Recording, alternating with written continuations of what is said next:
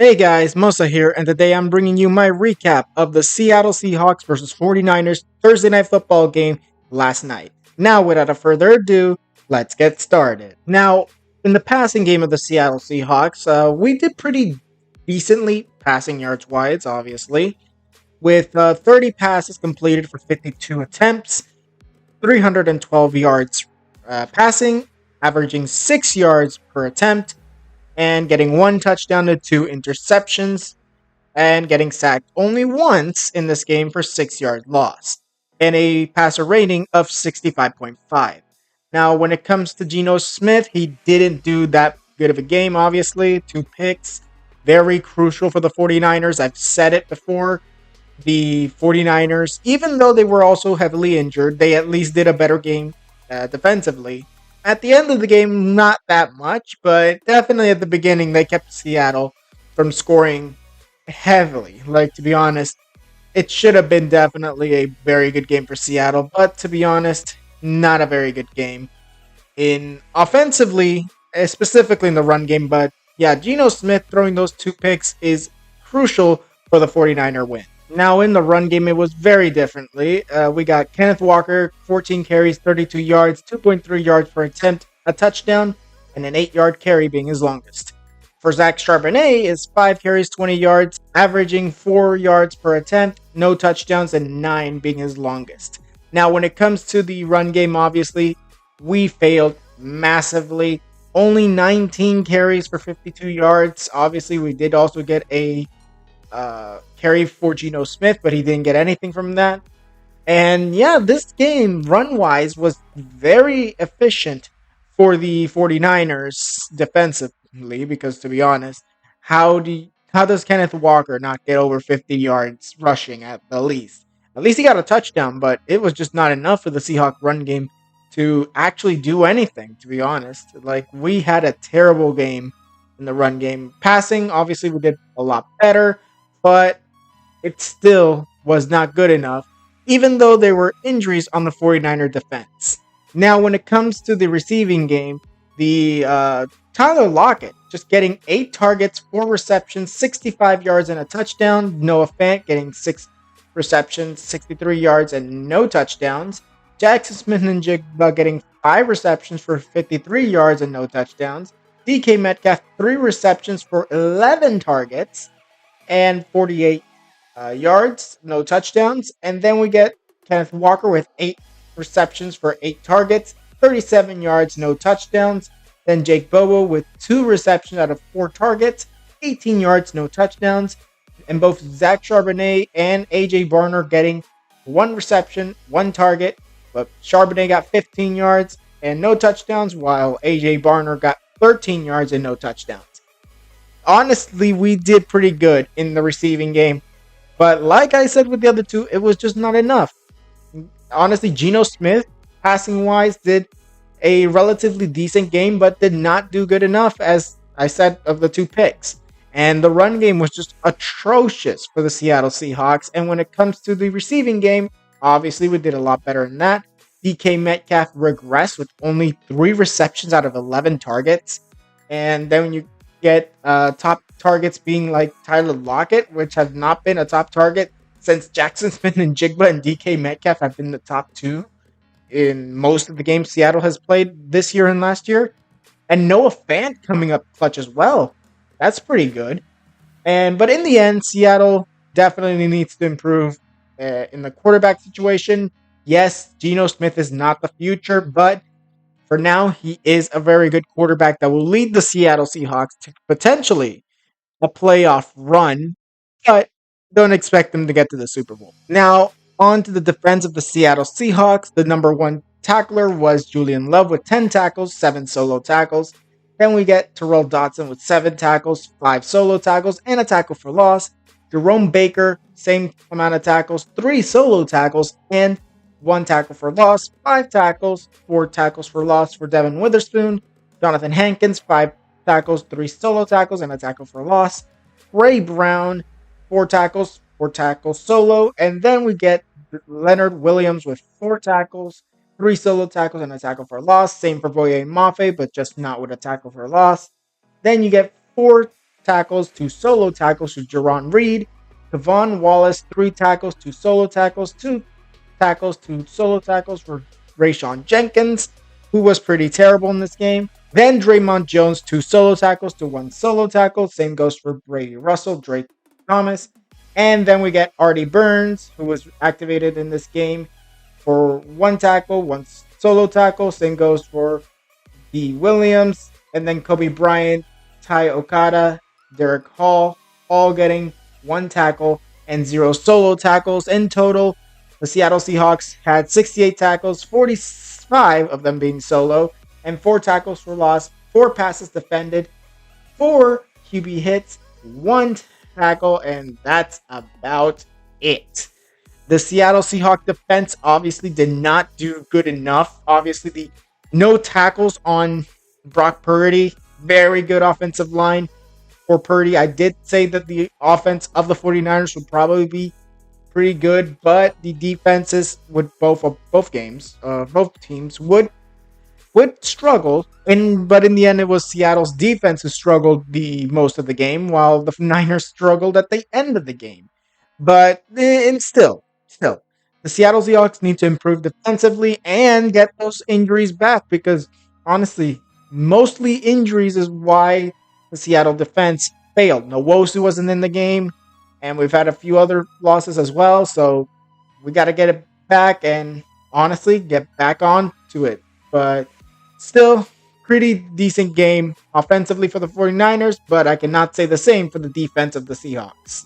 Now, when it came to the injuries of the 49ers, we had Jordan Mason leave the game in the second quarter with a shoulder injury, and he briefly returned in the third after an x-ray, but soon exited and remained in the sideline the rest of the game. While safety Malik Mustafa, who got an interception in this game, had an ankle injury and came in for the injured Kalalona Hufanga, who was placed on injured reserve with a wrist injury. He exited the game in the second quarter and did not return, most likely being a low ankle sprain. Then you get kicker Matthew Wright, who replaces Jake Moody, who got injured a week ago, I think it was. And this time he got injured attempting a tackle on a kickoff return in the end of the game, actually. I think it was actually the final drive of the Seahawks that was on, and this was the second consecutive week that the 49ers lose a kicker. So yeah, although he still did pretty good. But in the end, these injuries, they're going to cost the 49ers. Kicking wise, they're going to have to look for another kicker if that injury is a very big one. And then Mustafa, that is a very big loss. The safety depth is going down massively. And Jordan Mason, as long as Christian McCaffrey's out, they're going to start losing more backs. They're going to have to bring in more backs. And to be honest, the 49ers are probably going to be done for the year if they keep losing their running backs. Now, on to the offense of the 49ers, where Brock Purdy had thrown 28 passes, 18 completions, 225 yards, 3 touchdowns, no picks, no sacks, and had a 129.3 QBR in the game. When it comes to the 49er quarterback, he is one of the best dual threat quarterbacks in this league, and he proved it out there with this passing stat. And to be honest, I expect more from him in the future, but they are going up against the Chiefs next week, so you never know. Now, on to the rushing game of the 49ers, where Isaac Guerrero, I think that's how you say it, 10 carries for 99 yards and no touchdowns, 76 being his longest. Then you get Jordan Mason, who left the game with injury, 9 carries, 73 yards, no touchdowns, 38 being his longest. Brock Purdy ran for 4 attempts and 19 yards, for his longest being 10 yards. Then Patrick Taylor Jr. getting in for 5 carries, 16 yards, and 6 being his longest, no touchdowns. Then, obviously, Deebo Samuels getting 4 carries for 15 yards and 5 being his longest. And on that I formation, Kyle Juszczyk getting a 6-yard rushing touchdown. And yeah, I think that this game, honestly, it was perfect for the 49ers run game. And they proved it. They proved it with 2 players over 50 yards rushing, and that's pretty good. They're top 2 running backs, which is why I'm saying that it's kind of going to be horrific for the 49ers, that they're going to be potentially losing Jordan Mason depending on his injury. But in the end, the Niners did very good on the run game, and I expect them to do so in the near future, depending if Mason or McCaffrey are back. Then we're on to the receiving game of the 49ers, where Deebo Samuels had 5 targets for 3 receptions, 102 yards, and a touchdown. Then we get 6 targets, 5 receptions, 58 yards, and 2 touchdowns for George Kittle. Then 4 targets and 2 receptions for Brandon Ayuk for 37 yards. Then 5 targets, 3 receptions for 27 yards for Jawan Jennings. Patrick Taylor getting 1 reception, 1 target, and 12 yards for the receiving game. And then you get Kyle Juszczyk getting into the receiving game as well, the fullback, with 4 targets, 3 receptions, and 10 yards. And then we move on to Jordan Mason, who had 1 reception out of 2 targets for 9 yards.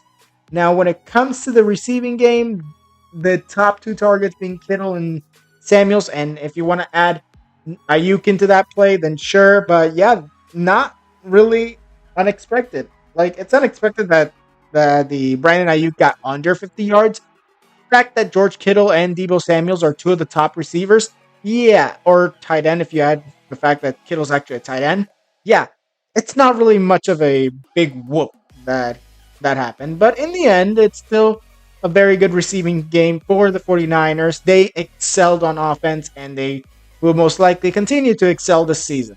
Now moving on to defense, we got Fred Warner, the top tackler, with 11 tackles, 6 solo tackles, 8 tackles, 6 solo tackles for DeMondre Lenore, 8 tackles, 6 solo tackles, and a tackle for loss for G.R.A. Brown.